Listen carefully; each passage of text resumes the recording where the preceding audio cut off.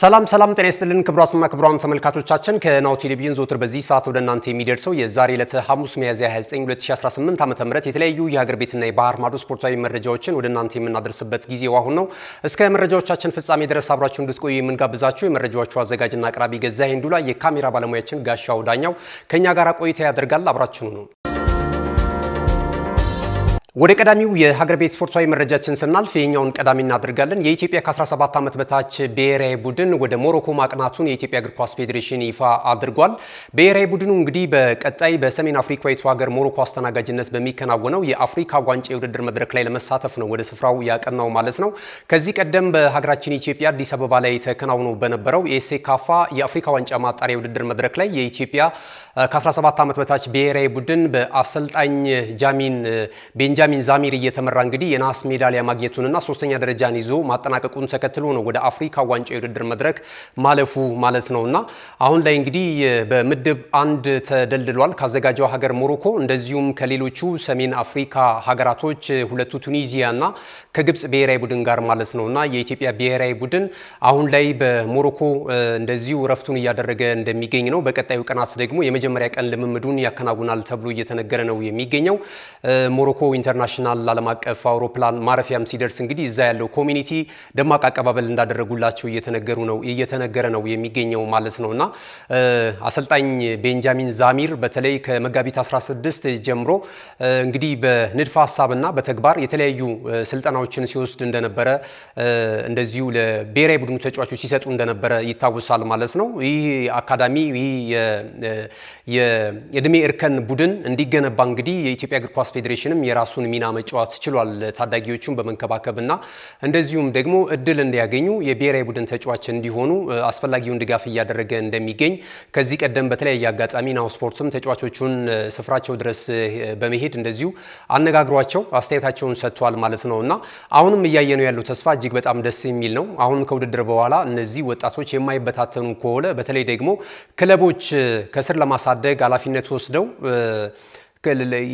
ጨዋታ የሚያደርጉ ከሆነ እንግዲህ በቀጣይ በዋናው የኢትዮጵያ ብሔራዊ ቡድን መጋቢ የሚሆኑ ታለንት ያላቸውን ተጫዋቾች ከዚህ ቀደም ተመልክተናል ማለት ነው። ለምሳሌ በሸገር ሲቲ እግር ኳስ ክለብ ውስጥ ዳዊት ካሳው የሚባሉ ተጫዋቾች መፈረማቸውን እናስታውሳለን። ሌሎችም ሁለት ተጫዋቾች እንደዚሁ ወደ ሸገር ሲቲ መጥተዋል ማለት ነውና ሌሎችም ክለቦች በቀጣይ የዚህን የብሔራዊ ቡድን ስብስብ ታለንት ያላቸውን ወጣቶች በክለብ ውስጥ እንዲታቀፉ የበለጠ ቢያደርጉ እንግዲህ የምንናፍቀውን ትልቅ ብሔራዊ ቡድን ለመገንባት ያስችላል ብለን እናስባለን።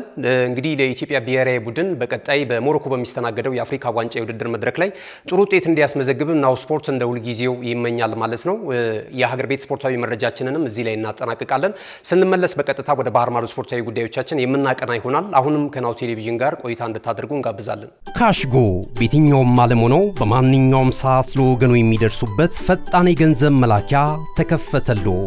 ማስተርና ቪዛ ካርዶን በመጠቀም ከ5 እስከ 20 ዶላር የሚልኩበት አዲስ የገንዘብ መላኪያ መንገድ። ካሽጎን ለየት የሚያደርገው የትኛውም የገንዘብ ዝውውር በፍጥነት አገልግሎት ከመስጠቱም ባሻገር ለማንኛውም አገልግሎት ምንም አይነት ክፍያ አለመጠየቁ ነው። በሀገራችን ታሪክ ገንዘብን ከውጪ ወደ ሀገር ቤት በማስተላለፍ በመተግበሪያ መልክ አገልግሎት መስጠት የጀመረው የመጀመሪያው ሀገር በቀል የገንዘብ መላኪያ ዘዴ ካሽጎ ከ4500 በላይ ባሉ የባንክ ቅርንጫፎች አገልግሎት እየሰጠ ይገኛል። ገንዘቦን በሰኮንዶች ልዩነት ውስጥ ይፈልጉ በአካውንቶ ወይንም በእጆ ቆጥረው የሚወስዱበት ልዩ ዘዴ።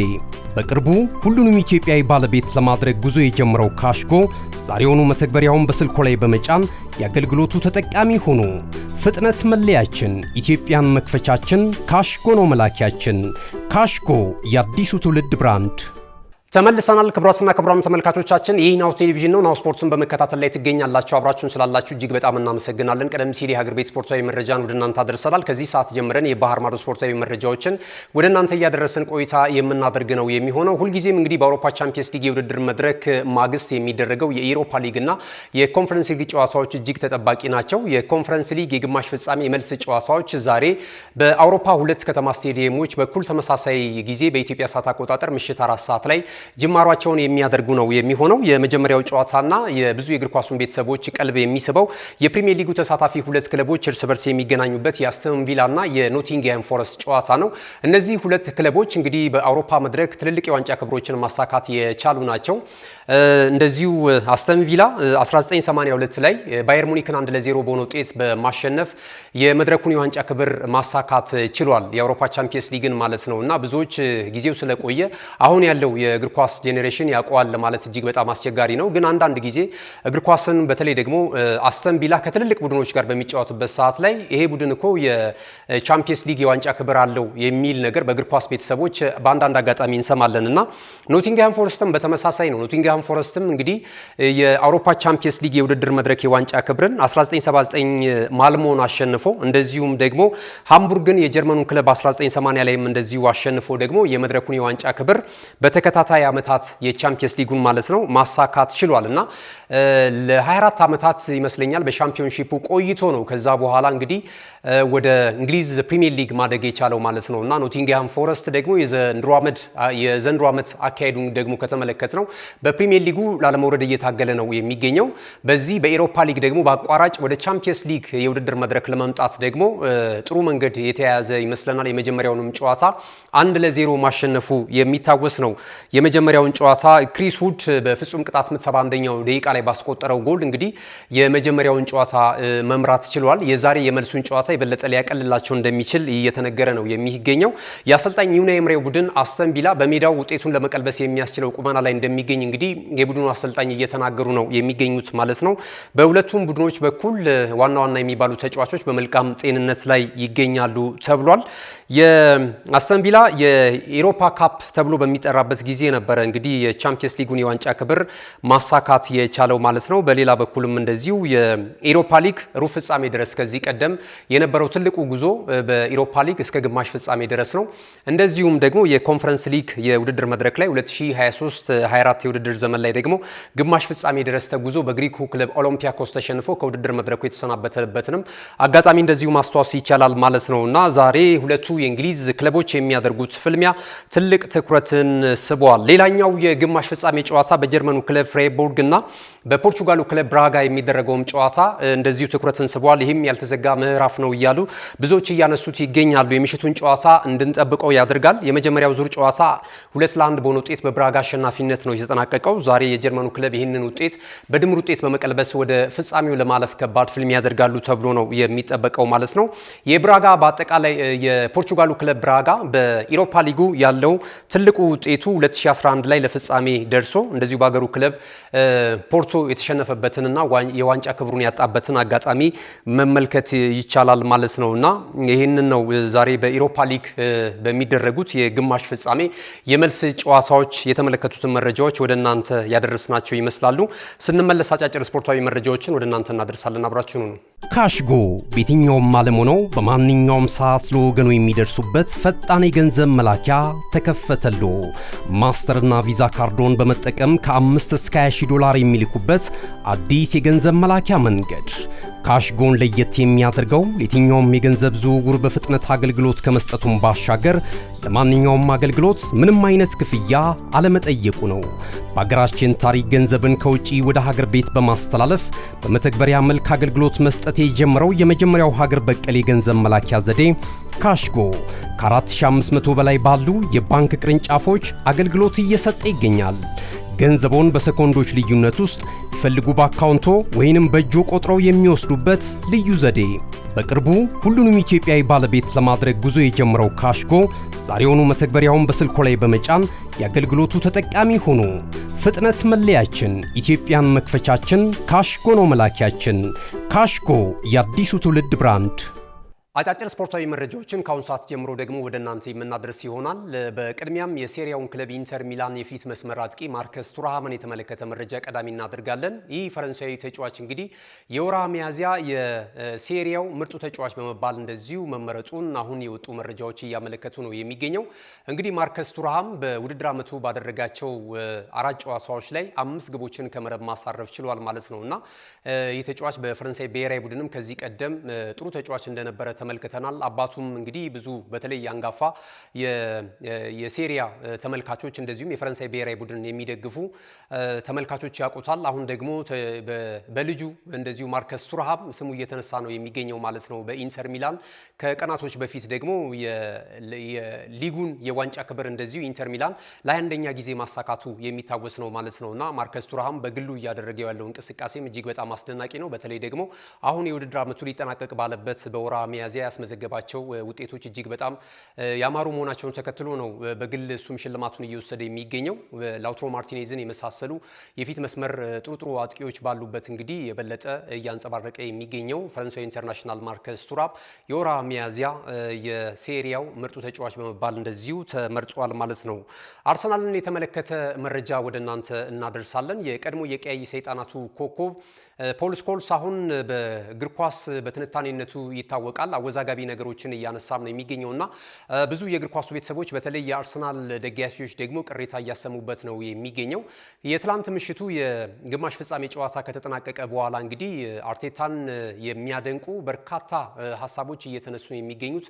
የአድናቆት ቃሎች ከቀድሞ ተጫዋቾች የቡድን አጋሮቹም እንደዚሁ ደግሞ ለአርሰናልም ያልተጫወቱ ገለልተኛ የሆኑ እንደዚሁ የእግር ኳሱ ተንታኞችና ተጫዋቾች ለአርቴታ ያላቸውን አድናቆት እየገለጹ ነው የሚገኙበት እና ፖል ስኮልስ ግን የሰጠው አስተያየት አነጋጋሪ ሆኗል። ፖል ስኮልስ አሁን ላይ አርሰናል ጠንካራ ቡድን አይደለም የሚል ሀሳብ ነው የሰጠው። ይሄ ደግሞ የእግር ኳስ ቤተሰቡን እያስከፋ ነው የሚገኘው፣ በተለይ የአርሰናል ደጋፊዎችን ማለት ነው። አርሰናል እንግዲህ በዚህ ዓመት የአውሮፓ ቻምፒየንስ ሊግ የውድድር መድረክ የፍጻሜ ተፋላሚ መሆኑን አረጋግጧል። ትላንት ምሽት የስፔኑን ክለብ አትሌቲኮ ማድሪድን በደርሶ መልስ ድምር ውጤት በግማሽ ፍጻሜው ጨዋታ በማሸነፍ ማለት ነው። በፕሪሚየር ሊጉ ደግሞ የዋንጫውን ክብር ለማሳካት እንግዲህ ከጫፍ ደርሷል። ጥሩ ትራክ ላይ ነው የሚገኘው። በእርግጥ ያለፉትን ቀናቶች በጭንቀት ነበረ፣ ደጋፊዎችን እያስጨነቀ ነበረ። ያልተገቡ ነጥቦችን በመጣል አንዳንድ የክለቡም ደጋፊዎች ጭምር አሰልጣኝ ሚኬል አርቴታ ላይ እንደዚሁ ቅሬታ ሲያቀርቡበት እንደነበረ እናስታውሳለን እና ብዙዎች የሚያነሱት እኔም በአንዳንድ ነገሮች የምስማማበት ምንድነው አርሰናል የዋንጫ ክብር የሚያሳካ ከሆነ የፕሪሚየር ሊጉን በተለይ ከረጅም ዓመታት በኋላ ነው ከ20 ምናምን ዓመታት በኋላ የፕሪሚየር ሊጉን የዋንጫ ክብር የሚያሳካ ከሆነ የቀጣይ ዓመቱንም ጉዞ ጭምር ነው እያቀለለ የሚሄደው የሚል ሀሳብ አለኝ። ምክንያቱም አንዳንድ ጊዜ ለረጅም ጊዜ ክለቦች ዋንጫ ሳያነሱ ከቀሩ ያንን ማሊያ በሚለብሱ ተጫዋቾች ላይ ትልቅ የስነ ልቦና ጫና አለ። ደግሞ ማስተዋወስ ያለብን የእንግሊዝ ፕሪሚየር ሊግ ነው። ሚዲያው እጅግ በጣም በከፍተኛ ሁኔታ ተጫዋቾች ላይ ተጽዕኖ ያደርጋልና ይሄ ነገር እንግዲህ እየተከማቸ አርሰናል ከትልልቅ የዋንጫ ክብሮች ከራቀ በተለይ ከፕሪሚየር ሊጉ ማለት ነው ወደ 22 ዓመታቶች እየተቆጠሩ ነው የሚገኙት ማለት ነውና ከዚህ ጋር ተያይዞ ይህ ጫና የተለያዩ ተጫዋቾች ማሊያውን ቢለብሱ አሁንም ጫናው እንዳልተላቀቃቸው እየተመለከትን ነበር። ዘንድሮ ግን የተሻለ ቁመና ላይ የሚገኝ ይመስለኛልና አይደለም ምናልባት እንግዲህ 85 ነጥቦችን ይዞ የማጠናቀቅ እድል አለው ብሎ ኦፕታ ሱፐር ኮምፒውተርም ከዚህ ቀደም ቅድመ ግምቱን ሲያስቀምጥ ነበር፣ የቀሩትን ቀሪ ጨዋታዎች ከግምት በማስገባት ማለት ነው አርሰናል። እኔ እንደውም በነጥብ ብቻ አይደለም አርሰናል በዕጣ ራሱ ይህ የፕሪሚየር ሊግ የዋንጫ ክብር ቢሰጠው ያዋጣዋል ከሚሉት ጎን ነኝ። ምክንያቱም የዋንጫ ክብሮች ወደ ክለቡ ከመጡ በኋላ ብዙ የሚከፈቱ በሮች አሉ። የተጫዋቾችን የስነ ልቦና ጫና ያቀልላቸዋል። አሰልጣኙም በራስ መተማመኑን ያጎለብታል። እንግዲህ አሰልጣኝ ሚኬል አርቴታ ከዚህ ቀደም በትልልቅ ክለቦች በአሰልጣኝነት መንበር አልተመለከትነውም። አርሰናል ነው እንግዲህ ኃላፊነት ሰጥቶ የፔፕ ጋርዲዮላ ስር ስለሰራ በምክትል አሰልጣኝነት ያንን ከግምት በማስገባት እሱም በአርሰናል ቤት ለጥቂት ጊዜያትም ቢሆን ወደ 53 ጨዋታዎችን አድርጎ ማሳለፍ ቢችልም ይህንን ከግምት በማስገባት እንግዲህ ሰጥቶታል።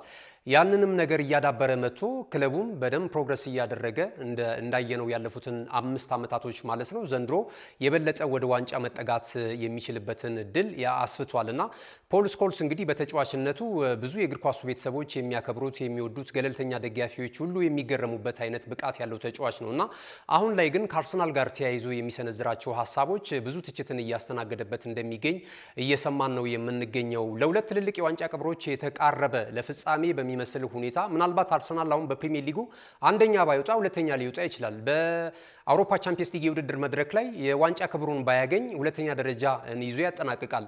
ብዙ ትልልቅ ክለቦች ክለቦች እንግዲህ ከሱ በታች ሆነው ነው የሚያጠናቅቁት እነ ሲቲን ጨምሮ ማለት ነውና እንደዚህ አይነት በአውሮፓ ትልልቅ አርሰናል በተሻለ ሁኔታ እነ ሊቨርፑልን ማንሳት ይቻላል፣ ዩናይትድን ማንሳት ይቻላልና የሽግግር ጊዜ እጅግ በጣም መታየት አለበት። እንግዲህ እንደምታውቁት ቼልሲ ወደ 50 ዓመት የፈጀበትን አጋጣሚ ማስተዋወስ እንችላለን፣ የፕሪሚየር ሊጉን የዋንጫ ክብር ለማሳካት ማለት ነው። እንደዚሁም ደግሞ እንደነ ማንቸስተር ሲቲን የመሳሰሉ ወደ 44 ዓመታት ፈጅቶበታል። ራሱ አርሰናል፣ ማንቸስተር ዩናይትድ ራሱን ብናነሳ 41 ዓመታት የመድረኩን የዋንጫ ክብር ሳያነሳ የቆየበት አሁን ደግሞ ከአሰልጣኝ ሰር አሌክስ ፈርጉሰን ስንብት በኋላ ወይም እሳቸው በፈቃደኝነት ክለቡን ለቀው በጡረታ ከወጡ በኋላ ደግሞ ብናስበው ወደ 14 ዓመት እየተጠጋ ነው የሚገኘውና አንዳንድ ጊዜ ሽግግሮችም በጣም ሚና ሊኖራቸው ይችላል። አንድ ቡድን ስነ ልቦናውንም እያጣ ነው የሚሄደው። አመት ከአመት እየቆየ በሚሄድበት ሰዓት ላይ ከዋንጫ ክብሮች ይርቃል። ቀደም ሲል እንዳነሳ ነው ደግሞ ተጫዋቾች ላይ ጫና ሊያመጣ ይችላል። ከሚዲያም ከክለቡ ደጋፊዎችም እንደዚሁ ጫና ሊመጣ ይችላል እና ከዚህ ጋር ተያይዞ እንግዲህ ፖል ስኮልስ በምን አይነት መልኩ ሀሳቡ ሊታረቅለት እንደሚችል የሌሎችንም ክለቦች ታሪክ ማየት ቢቻል ደግሞ ጥሩ ይመስለኛል። በአጠቃላይ ግን እናንተ ደግሞ እዚህ ላይ ሀሳብ ልሰጡበት ትችላላችሁ። የፖል ስኮልስን ሀሳብ እንዴት አያችሁት? አርሰናል አሁን ላይ እያሳየ ያለው ብቃት ከዓለም አንደኛ ከዓለም ጠንካራ የሚል ሙገሳን የሚያሰጠው አይደለም። እኔ ይህንን ቡድን ማስታወስም አልፈልግም መመልከትም አልፈልግም ሲጫወትም አያዝናናኝም የሚል አስተያየት ነው እየሰጠ የሚገኘውና በጣም ደካማውን አርሰናል ነው እያየው ያለውት። ምናልባት በስተመጨረሻ እንግዲህ አርሰናል ያለ ዋንጫ የሚያጠናቅቅ ከሆነ ከፊል ደጋፊዎች ወደ ፖል ስኮልስ ጉዳይ ሊያመሩ ይችላሉ። ምናልባት በተንገጫገጨበት ሰዓት ላይ የሚያለፉትን ሳምንታቶች አርቴታን ሲወቅሱ የነበሩ ደጋፊዎች አሉ። አሁን ደግሞ የክለቡ ነጥብ ደግሞ ሲስተካከል እንደዚሁ አርቴታ ትልቅ ባለውለታችን ነው የሚሉ ሀሳቦችም እያነሱ ይገኛሉ። አንዳንድ ጊዜ እንግዲህ እግር ኳስ ዕለታዊ በሚመዘገቡ ውጤቶች ተንተርሰን ሀሳብ ልንሰጥ እንችላለን። አሰልጣኝ ልንወድም ልንጠላም እንችላለን እና ከዚህ ጋር ተያይዞ እንግዲህ የእናንተን ሀሳብ አስተያየት ልሰጡን ትችላላችሁ። ክቡራትና ክቡራን ተመልካቾቻችን እንግዲህ ካለን ሰዓት አንጻር የመረጃ ሰዓታችንን እዚህ ላይ እናጠናቀቃለን። የመረጃ ሰዓታችንን ግን ከማጠናቀቃችን በፊት አሁን ላይ ብዙ የመገናኛ ብዙሃን እየዘገቡት ያለ አንድ መረጃ እየወጣ ነው የሚገኘው ክሊያን ምባፔ ጉዳይ ማለት ነው። የክሊያን ምባፔ ጉዳይ ታላላቆች የመገናኛ ብዙሃን እየዘገቡት ይገኛሉ። ከሪያል ማድሪድ ጋር የመፋታቱ ጉዳይ አሁን በርከት ብሎ እየተመለከትን እንገኛለን። የክለቡ ደጋፊዎችም እንደዚሁ ፒቲሽን እያሰባሰቡበት ነው የሚገኘው። እነሱ እንግዲህ ወደ የተወሰነ መጠን በማሰባሰብ በተጫዋቹ ላይ ተጽዕኖ አድርጎ ክለቡ እንዲለቅላቸው እየፈለጉ ነው የሚገኙት። እንደሚታወቀው እንግዲህ ባለፈው ዓመት የውድድር ዘመን በነፃ ዝውውር ነበር ክለቡን የተቀላቀለው። ክለቡን ከተቀላቀለ በኋላ ግን ያለፉትን 2 ዓመታት ሪያል ማድሪድ ያለ ዋንጫ ክብር ነው ያጠናቀቀውና ይህ ደግሞ ታላቅ ክለብ ዋንጫ ይገባዋል፣ ስለዚህ ኢጎ ያላቸው ተጫዋቾች በዚህ ክለብ ውስጥ አያስፈልጉም የሚሉ መረጃዎችም ተያይዘውበት እየወጡ ነው የሚገኙት። እሱ በግሉ ጥሩ የውድድር ዓመትን እያሳለፈ ጎሎችን እያስቆጠረ የጎል ማግባት ምክንያት እየሆነ ይገኛል። ነገር ግን ደግሞ አሁን ፊቱን ወደ እንግሊዝ ፕሪሚየር ሊግ ለማዞር ስለመገደዱ እየተገለጸ ይገኛል። ይህንን እንግዲህ ሁኔታ እየተከታተሉ የሚገኙት የእንግሊዝ ፕሪሚየር ሊግ ታላላቅ ክለቦች የተጫዋቹን ፊርማ ለማግኘት እንደዚሁ እንደነ አርሰናል፣ ማንቸስተር ዩናይትድ፣ ሊቨርፑል፣ ቼልሲ የመሳሰሉ ቡድኖች ስራ ከወዲሁ መጀመራቸው እየተነገረ ነው የሚገኘው ማለት ነው። ከዚህ በኋላ ቪኒ ጁኒየር ላይ ነው ሪያል ማድሪድ የፊት ዲፓርትመንቱን መስራትን የሚፈልገው እየተባለ መረጃዎች እየወጡ ይገኛሉ። እንግዲህ ወደ እንግሊዝ ፕሪሚየር ሊግ የትኛውን ክለብ ይቀላቀላል የሚለው ነገር አሁንም አነጋጋሪ ነው። እዚህ ላይ እንግዲህ ይሄኛውን ክለብ ቢቀላቀል ራሱም ይጠቀማል ክለቡንም ይጠቅማል የምትሏቸው ሀሳቦችንም ካላችሁ እንደዚሁ እናስተናግዳለን። ክቡራትና ክቡራን ተመልካቾቻችን ስለተከታተላችሁን እጅግ በጣም እናመሰግናለን። ካለን ሰዓት አንጻር የመረጃ ሰዓታችን እዚህ ላይ የሚያበቃ ነው የሚሆነው። የዛሬ ዕለተ ሐሙስ ሚያዝያ 29 2018 ዓ.ም ከናሁ ቴሌቪዥን ወደ እናንተ የደረሱት መረጃዎቻችን ይህንን ይመስሉ ነበር። መረጃዎቹን ወደ እናንተ በማድረስ ገዛኸኝ ዱላ፣ የካሜራ ባለሙያችን ጋሻው ዳኛው ከኛ ጋር ቆይታ አድርጓል። መልካም ጊዜ ይሁንላችሁ።